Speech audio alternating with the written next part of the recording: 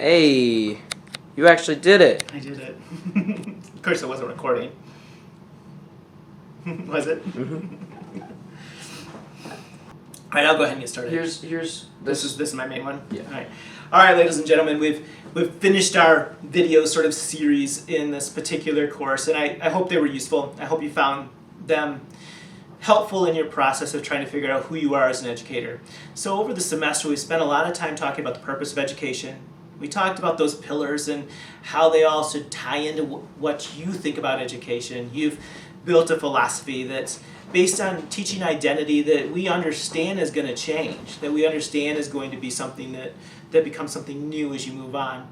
We've worked on the idea of different perspectives. We've worked on descriptive sort of analysis that you've put together through your project-based learning assignment, that disrupting stereotypes.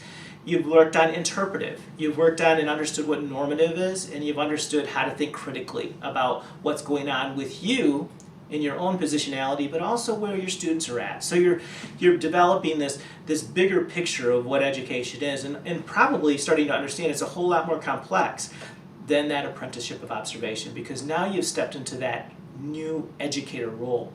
I hope I ruined you a little. I hope the next time you go into a classroom, you're critical about what you see happening in the classroom and think about what should be done differently, what's not being effective, what's not being useful for the learning process. And by the way, you should do the same thing with me. It's crazy. As soon as you point out something as small as like an implicit bias and like how you treat students differently, like even me talking about that, I still notice my implicit biases more and more every single day.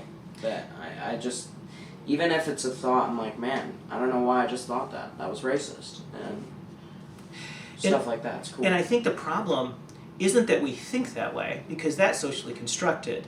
The problem is that we don't notice it.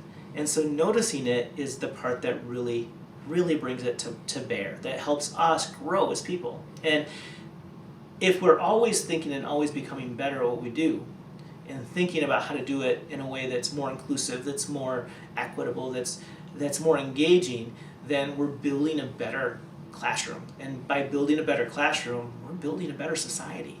And that's something really important to think about. The last thing that I want to talk just real briefly about, because I think it's worth mentioning. No matter what you do as an educator, or whatever profession you're in, the most important thing that you need to know is that you can't give up on the people you're working with. It's really easy to sometimes. And so when I start to think about what I do as an educator, part of it is not giving up, not letting failures get in our way, not letting those moments where we feel frustrated or get angry, or we're not making it clear to students. We don't give up those moments. We don't give up on ourselves, and we don't give up on our students. Students that know you don't give up on them work hard for you, always, whatever culture. And so I'm going to finish up with another piece of music, and we'll see how it goes.